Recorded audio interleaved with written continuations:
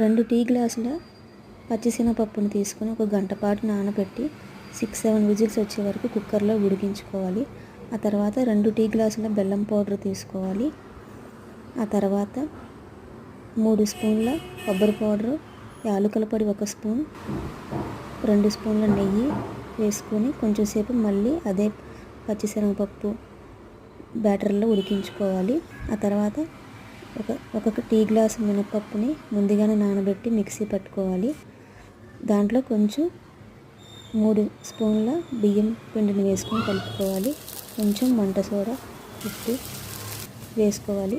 ఆ తర్వాత ఒక టీ గ్లాస్ మైదా పిండిని కలుపుకొని బ్యాటర్ లాగా దాంట్లో కొంచెం ఉప్పు, కొంచెం వంట సోడా వేసుకొని 2 బ్యాటర్లు తయారైన తర్వాత ఇలా 2 రకాల పూర్ణాలు తయారు చేసుకోవచ్చు ఒకే టైంలో.